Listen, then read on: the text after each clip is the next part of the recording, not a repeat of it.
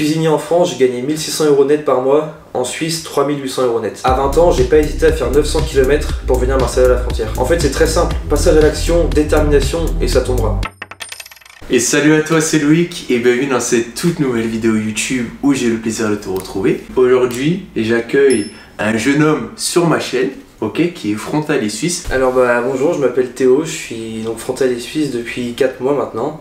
J'ai 20 ans. Et je suis cuisinier. Je viens de Bretagne, je suis originaire de Bretagne. Collège, ça a été assez compliqué. J'ai directement su dès la 4e que je voulais intégrer le milieu professionnel et gagner ma vie vraiment très rapidement. J'étais pas scolaire du tout, ça me plaisait pas du tout. Donc j'ai eu mon brevet des collèges et ensuite, après la 3e, directement apprentissage. Donc CAP cuisine en 2 ans, 1 an de CAP boulangerie. Et après, j'ai commencé dans la vie active. Très jeune, à 17 ans et demi, 18 ans, j'ai eu mon premier CDI. Et comment ça t'est venu un peu la cuisine? C'était une passion ou... Ça m'est vraiment venu par hasard. En 4e, j'ai ma prof qui m'a dit que si je voulais pas faire d'études, il fallait absolument que je trouve un métier. Conseillère d'orientation qui m'ont donné plein de métiers. Les stages professionnels en 3e, j'ai essayé la cuisine. Et ça m'a directement plu. Alors Théo, est-ce que tu peux nous dire quelle a été ta motivation principale à venir travailler en Suisse? En première partie, comme je pense la plupart des frontaliers, c'est vrai que c'est l'aspect financier. Il y a eu autre chose aussi qui me motivait vraiment, c'était un peu de me prouver à moi-même que je pouvais me débrouiller sans mes parents, partir à l'aventure, partir seul, par mes propres moyens. T'as eu les épaules quand même, parce que de la Bretagne, ça fait très loin. Ouais. T'as des frontaliers qui sont pas très loin, par exemple, il y a des Lyonnais, etc. Ouais, bien sûr. Mais ça a combien d'heures de route, par exemple, ou de train de la Bretagne? C'est plus de 9 heures de route. Waouh! C'est plus de 9 heures de route, mais c'est vrai que j'étais motivé, je voulais vraiment... ouais, j'étais très motivé, je me suis renseigné à fond. Et je suis parti, j'ai tout quitté, ma famille, ma copine, mes amis. Ça a été dur au début, mais je sais pourquoi je suis là, j'ai un réel objectif et donc... Déterminé quoi. Ouais, déterminé bien sûr. Ok, ouais. donc t'as envie de venir bosser en Suisse. Comment ça se passe? Est-ce que ça a été difficile peut-être pour toi de trouver ce premier job? Alors non, j'ai eu beaucoup d'enseignements avec de par tes vidéos, beaucoup de recherches internet. Aussi, il y a beaucoup de groupes Facebook pour dédiés aux frontaliers suisses et donc j'ai vraiment tout regardé, je me suis renseigné à fond. Et ensuite, j'ai démarché les entreprises en envoyant mes CV par mail. J'ai appelé sur place directement, enfin de la Bretagne, j'ai appelé en Suisse. En arrivant en Suisse, j'avais un travail qui s'est pas très bien passé, il y a eu un peu de tromperie sur le boulot, donc, mais après du coup j'ai recherché un autre travail sur place à Genève en allant déposer des CV sur place. Et là en moins de 3 semaines j'ai trouvé mon poste à l'Hôtel Royal. Ouais, c'est très honnête de ta part. Du coup, ta première expérience, ça n'a pas été peut-être comme tu le souhaitais. Passé. Ouais, le patron m'a vendu du rêve. Au final, ça s'est pas passé comme ça du tout. C'était le bordel sur place, mal organisé. Donc, malgré cette première expérience, toujours déterminé, ouais, bien sûr. On va pas lâcher, on va trouver autre chose. J'étais vraiment très motivé. C'était hors de question pour moi de revenir en Bretagne sans avoir trouvé du boulot en Suisse. Okay. Ça, c'était hors de question. Et donc, après cette première mauvaise expérience en Suisse, tu as réussi à trouver le job qui te convient maintenant. Est-ce que tu peux nous dire, donc c'est toujours dans la cuisine je suppose, oui, mais où tu travailles et nous dire aussi quel est ton salaire actuel par rapport au nombre d'heures que tu effectues? Alors je travaille du coup à l'Hôtel Royal à Genève, donc au restaurant L'Aparté, c'est le restaurant de l'Hôtel Royal. Donc j'ai un contrat à 100% en CDI, 42 heures semaine. Et je suis payé 3800 € net par mois. C'est joli les amis, qu'est-ce que vous en pensez? Ouais, c'est... à 20 ans, 3800 € net, ça fait quand même plaisir. Ouais, et on a un petit peu de pourboire en plus, une centaine d'euros par mois. Ouais, ça c'est l'avantage de travailler dans la restauration. Ouais, c'est vrai qu'en Suisse, il y a beaucoup plus de pourboire qu'en France par exemple. Et juste par rapport, voilà, on fait une petite aparté à ton salaire en France, tu gagnais combien en France à peu près? 1600 € net. Waouh, ouais. Donc tu rajoutes plus de 2000 balles de salaire. Ouais, c'est ça. Est-ce que tu peux nous dire maintenant où est-ce que tu habites à la frontière et combien de temps tu mets pour te rendre au travail?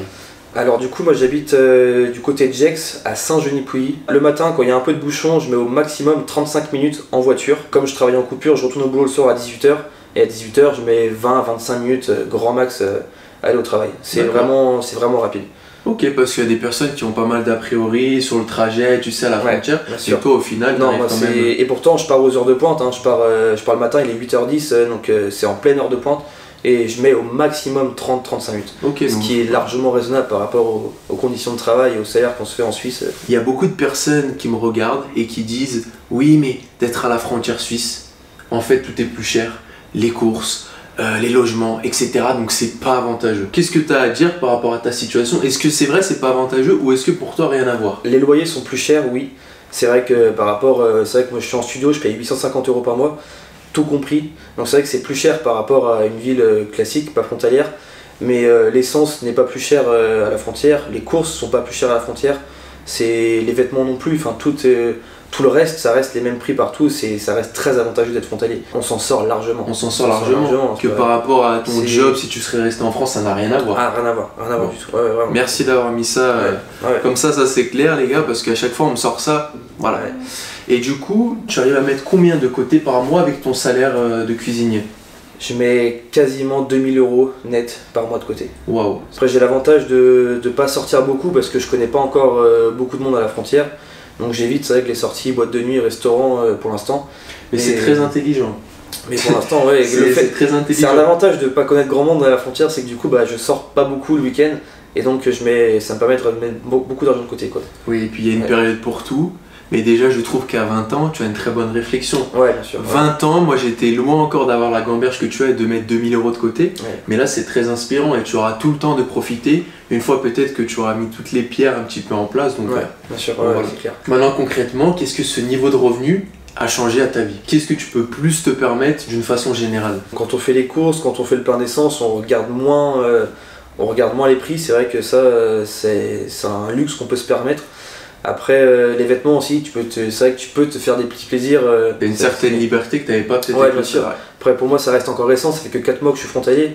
Mais puis même, le fait de mettre de l'argent de côté, ça va me permettre de partir en vacances et acheter pour investir très rapidement, quoi. T'es un peu plus serein grâce à ça. Bien sûr, ah ouais, bien sûr, t'es beaucoup moins stressé. Le fait d'avoir de l'argent, c'est vrai que ceux qui disent l'argent fait pas le bonheur, c'est pas vrai. Faut arrêter de se mentir. Ouais, voilà, arrêter de se mentir. Ouais, ça fait pas forcément le bonheur, non, mais du moins ça permet d'y accéder. Voilà, parce que l'argent ce n'est qu'un moyen, mais derrière ça permet de débloquer de très belles choses. Ouais. Donc pour toi, être frontalier, c'est quand même plus avantageux d'un point de vue financier que d'être résident. Ouais, bien sûr. Bah ouais, là en Suisse ça coûte vraiment cher, les loyers sont très chers.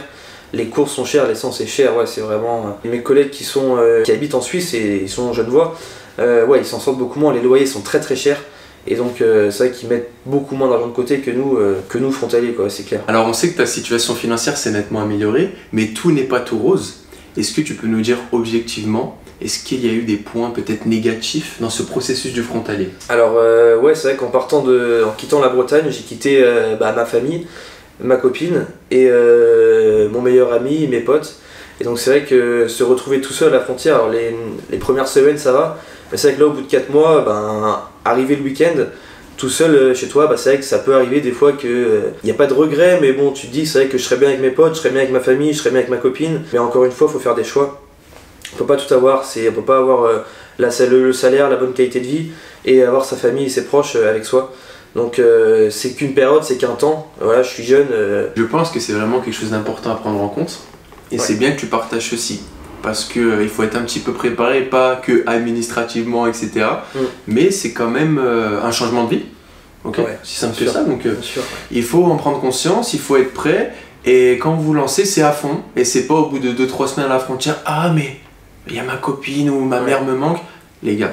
Ouais, et puis j'ai aussi eu la chance que tout le monde était derrière moi. Les grands-parents, mes parents, ma famille, enfin vraiment tout le monde, c'est bien ce que tu fais, quoi. Ils m'ont poussé, ils m'ont dit que c'était super. Est-ce que tu aurais un conseil pour une personne qui souhaite se lancer? Donc avant même de se lancer, ça serait quoi pour toi la meilleure des choses à faire? Adapter son CV, ça c'est très important. Moi j'ai suivi les vidéos de Loïc sur comment adapter son CV au format suisse, parce qu'il y a réellement des changements entre le format français et le format suisse. Se renseigner sur l'assurance maladie, très important, à savoir si on veut être affilié en France ou en Suisse. Commencer peut-être éventuellement à regarder si notre secteur de travail embauche ou non sur Genève. Ouais, il y a vraiment une préparation à faire. C'est pas simplement je prends mon CV, vas-y je vais travailler en Suisse.